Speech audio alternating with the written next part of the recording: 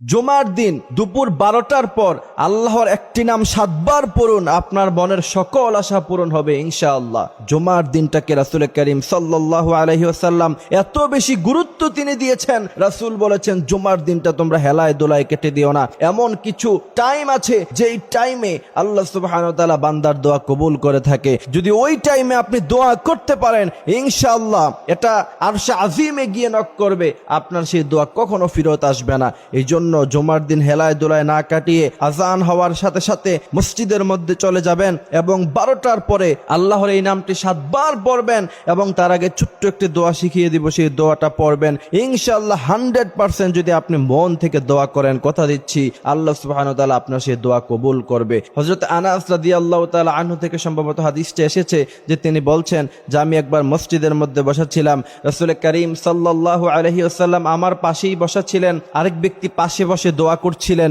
যে আল্লাহ আপনি আমারে জান্নাত দিয়েন, আল্লাহ আপনি আমার দুনিয়ার জীবন সুন্দর করে দেন।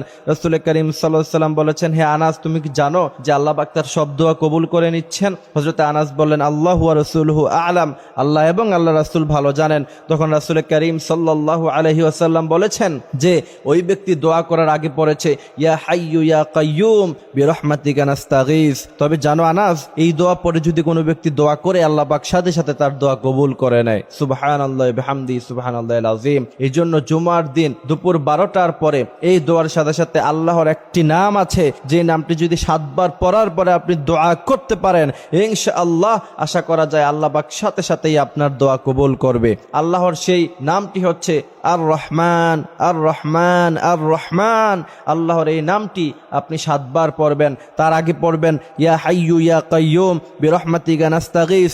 আপনি এই দোয়া পড়ার পরে এরপরে আর রহমান আল্লাহর এই গুণবাচক নামটি 7 বার পড়ার পরে যদি দোয়া করতে পারেন ইনশাআল্লাহ আল্লাহ পাক আপনার মনের সমস্ত আশাই পূরণ করে দিবে। অনেকে অবজেকশন করে যে হুজুর এত দোয়া করলাম কিন্তু দোয়া কবুল হয় না। কিন্তু প্রিয় ভাইয়েরা আমার কিছু টাইম আছে দোয়া কবুল হওয়ার, ওই টাইমে যদি আপনি দোয়া করতে পারেন আল্লাহ পাক 100% আপনার দোয়া কবুল করবে। যেমন জুমার নামাজের সময় দুপুর 12টার পরে ওই সময় যখন ইমাম সাহেব যখন খুতবা প্রদান করবে জুমার নামাজে 2 খুতবার মাঝখানে যদি আপনি এই দোয়াটা করতে পারেন ইনশাআল্লাহ রাসূল করিম সাল্লাল্লাহু আলাইহি ওয়াসাল্লাম বলেছেন পৃথিবীর সব কিছু মিস হয়ে যেতে পারে কিন্তু তোমার এই দোয়া কখনো মিস হবে না।